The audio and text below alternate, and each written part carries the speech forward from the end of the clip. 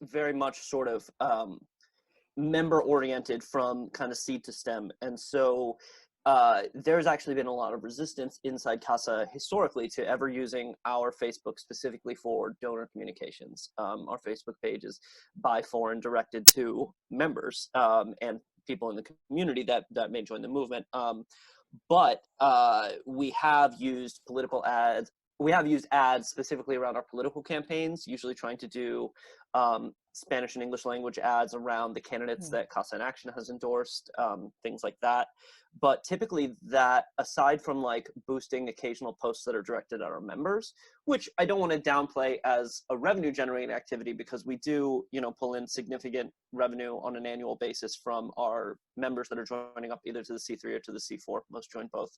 So that is a revenue generating activity, certainly, like bringing people into the movement. But in terms of explicit fundraising communications, we haven't really used Facebook for that in the past, despite the fact that we are posting multiple times daily, doing ads around our current campaigns, whatever they may be. Like in this case, we're doing some cancel the rent work across our 3-state footprint.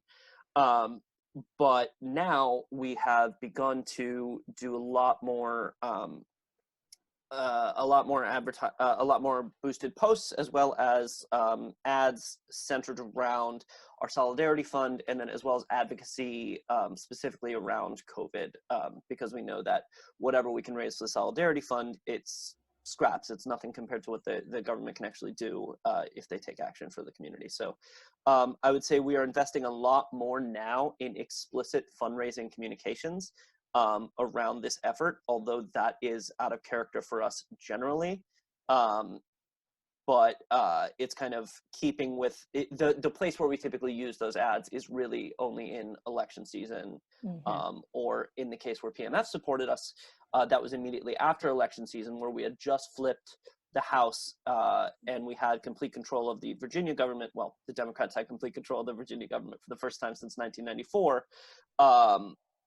We knew that we had to push really hard on policy in that next session right after that to hold accountable all the people we had just elected. So in that case, with PMF support, we went a little outside the norm, and we're pushing on driver's licenses. We're pushing on universal representation for people facing deportation court or proceedings, as well as in-state tuition for immigrants who live in the state. Gotcha. Yeah. How about you guys, Christine? How did you typically use it? I would say that there's a lot of similarity in kind of some of the general attitude and lower amount of specific fundraising ads that we were doing before. We've had used ads in a variety of ways over the last several years. But particularly, I would say since 2018, Cosecha internally has had a bit of a pivot away from doing a lot of ally engagement and more national campaigns into supporting local campaigns, primarily the driver's license campaigns that I was mentioning. So the majority of our entire organizational budget and capacity was about supporting, expanding, amplifying those campaigns. And so ads, we would be primarily targeting adult Spanish-speaking immigrants, trying to generate leads for the campaigns. So doing both lead generation ads and messenger ads connected to a Facebook Messenger bot for each of those local campaigns. So it was kind of a much more smaller scale, not very consistent programmatic, more of a like in moments for each campaign, kind of when there was either a large event coming up or following a major news or major victory. That was kind of an effort to just boost that, either boost turnout or boost absorption of new people into our campaigns.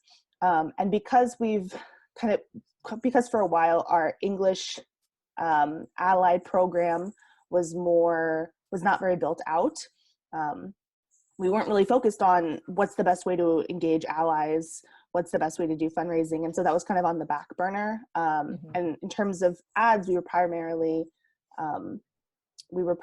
doing just like email retargeting to our email list. So we would kind of do, annual, end of year, a few ads there, but it was not very consistent. And so actually something that we were doing with PMF was using this as an opportunity to try to get back into that game.